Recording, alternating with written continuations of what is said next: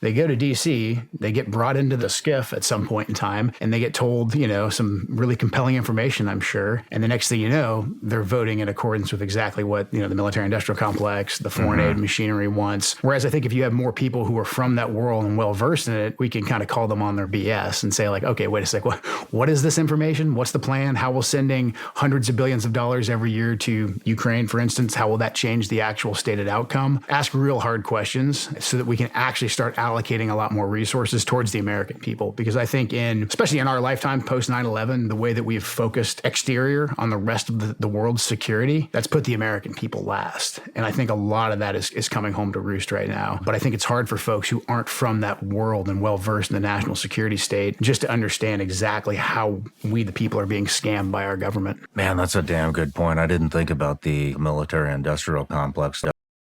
I think we'd only been there for a day or two, and they call us all in the classroom, and they're like, America has been attacked. And I'm thinking, like, oh, that's weird. Like, is there a scenario? Because, you do training missions, and they're like, here's the scenario. The country's been attacked, and now we're going to war in this country. And so they start talking to us about, like, how America just got attacked. And I'm like, man, this can't be actually real. They actually bring in some TVs, and then they say, hey, if you're from the Washington, D.C. area or from the New York area, the offices are open. Just go grab phones and start calling your loved ones to make sure they're okay.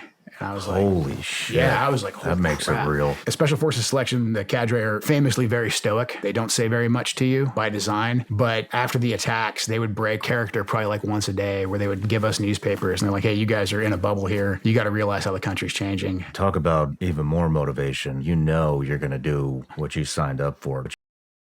We get there, we have one of our guys get up on a ladder to kind of clear the courtyard, and then we end up ramming the gate, and then the front door is pretty beefy. We had already made the decision ahead of time. We were just going to explosively breach it, slap a half block of C4 on it, blow it in. I was the first guy in the house. I was so focused. I literally still, when I think of that, I remember seeing like the red dot on my EOTech. I remember pretty much everything from clearing that house still to this day, because it was just so ingrained in my head. We didn't get into like a big gunfight or anything. We got the guy we were after, did the whole sensitive site exploitation and tactical questioning and all that. Actually putting an explosive block on someone's front door and blowing it in, and then running through the house and like doing my job. I was like, well, this is pretty big. This is like a bigger accomplishment than anything I've done up to this point in the military. Yeah. Because this is the first real thing I did.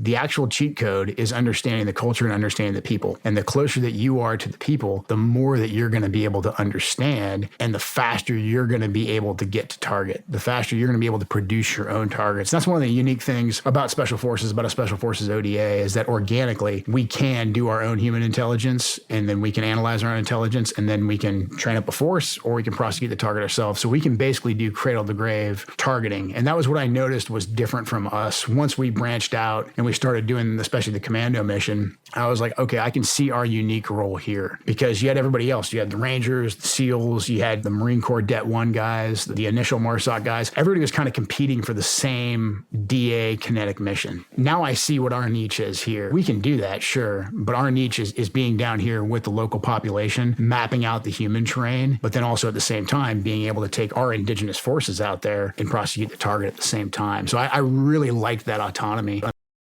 And they said, hey, we've got a guy that knows where these American contractors and British contractors are being held. This source knew where one of the members of the beheading cell was. They knew that we had been out doing a lot of reconnaissance in the area, because we recon all of our targets before we hit them in indigenous clothing. So we loaded up a handful of our Iraqis and then 4 of us Americans. And so we get into where the apartment is, and there's a bunch of guys just out there malingering, hanging out. We silently flow in there. One of the Iraqis puts the hands over the mom's mouth. We come in, and like literally her son is just asleep. He got woken up with a bunch of guys of keffiyehs covering their faces, in his face, saying, just give us your hands. And he looked around, and he was, he had a hand over his mouth. Flex cuffed him, put another keffiyeh or a shirt over his cuff so people couldn't see that he was cuffed. That's what we didn't cuff him in the back. We cuffed him in the front so he could kind of walk out like this. And so we walk him and his mom out, have the van come around, throw them in the van, hop in the car, and we get off target that way.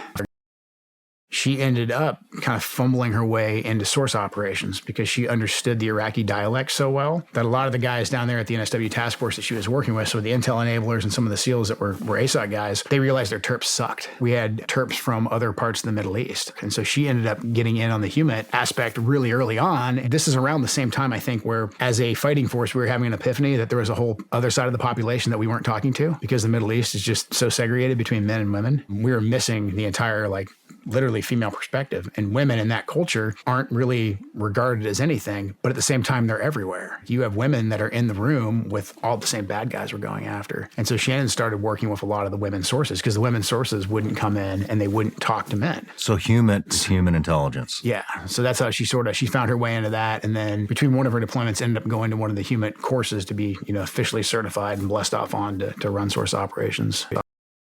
There's all the typical stuff that you'll have in a ruck-based selections where they're seeing how you perform individually. This one you're even more isolated in because they're recruiting from a population of soft guys that have already kind of been tested. They take you and they're going to isolate you and they're going to have you do a lot of the typical land nav stuff. But then there's a ton of other challenges that even with some of the best intel going into it, you just don't anticipate. By the time I went, I had been in the Army for 12 years, been to combat, been around pretty much every unit here and there. And there was stuff in that selection process that I was like, I did not see that coming. It's kind of interesting. You don't know how many guys make it through your selection class because of the way they end selection. There's a final event you do, and then you go before a board, and then you just kind of get put on an airplane. This sounds like the place I always wanted to go. That's what I said. I've been looking for this place forever. I found you. It's a very unique place. It takes a long time to get into it, but it's a really cool place.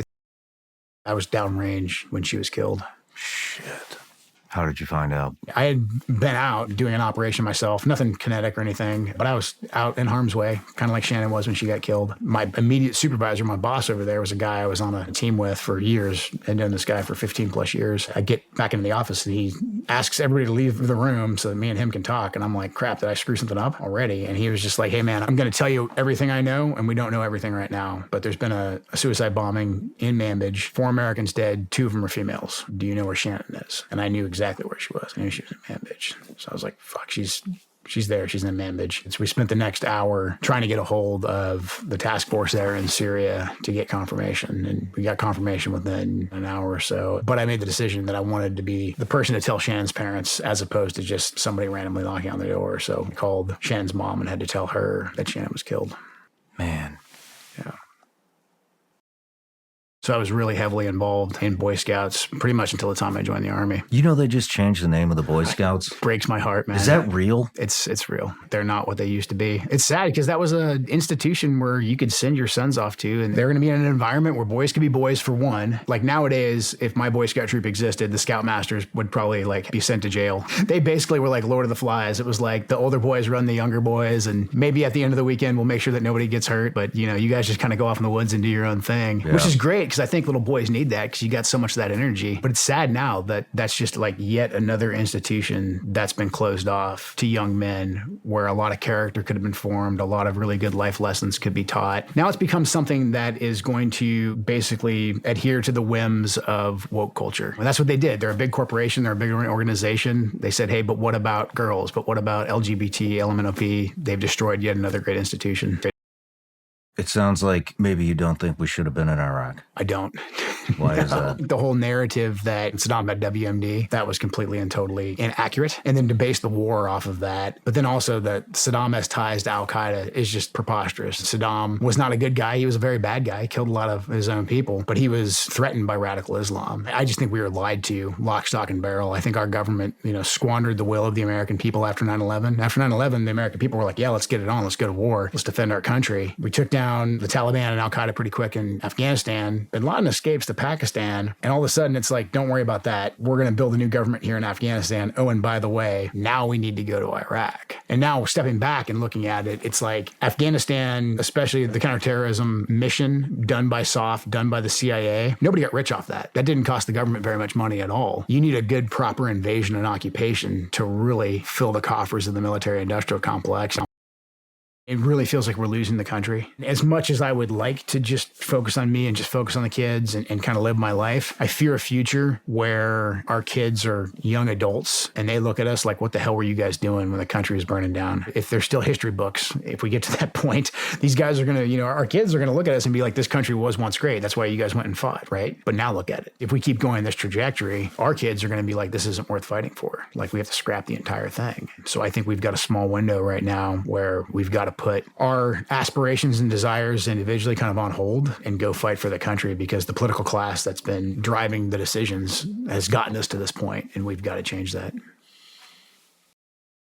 I just don't get it with the LGBTQ stuff. And I don't care, man. Like, if that's what you want to do, great. Go do it. Yeah. But, we shouldn't be cutting 8-year-olds' dicks off. Yeah. I said it. I can't you believe we have shouldn't to talk be about it. Yeah. dismembering an 8-year-old's penis. How can you vote for that? Yeah. How can you morally vote for that? And yet people do. My Democrat opponent basically voted to put biological men into little girls' bathrooms and let them compete against them in athletics. So it's crazy. And this is stuff, I talk about this all the time. I'm like, 10, 15 years ago, these wouldn't have been Republican or Democrat issues. If you said that you wanted to protect children, you didn't want to let men into the little girls' room, that wouldn't be like a radical far-right thing to say. As a matter of fact, I think even most Democrats, like old school Bill Clinton Democrats, would have been like, yeah, of course, that's absolute insanity. Or, hey, should a 6, 8, 10, 15-year-old, should they be allowed to mutilate themselves, or chemically castrate themselves? Most people would have been like, what the hell are you talking about? What's wrong with you? She was killed by a suicide bomber. She was in Manbij doing an intelligence operation, kind of piggybacking with the special forces team that was out there. They were at a fairly well-known portion of Manbij. I'd never been to Manbij myself, but fairly well-known area in the city center. And it's one of those things where you got to be lucky every time you roll the dice, and the enemy only has to be lucky once. I think that ISIS had suicide bombers in that area because they knew Americans were in that area. And so her, Scott Wirtz, former SEAL, John Farmer, and Gadir Tah, the Syrian-American linguist, were kind of standing in an area right before they got in their vehicles on the streets. There's people walking around. And so it's sort of permissive, but not fully permissive environment. And a suicide bomber came up to them and detonated himself, killed the 4 of them and wounded quite a few more. Scotty was a good friend of mine. Was he really? He was. Oh, wow. Yeah. Man. Shannon really had a lot of respect for him. Yeah. I'm sorry, man. Yeah. Thanks, man.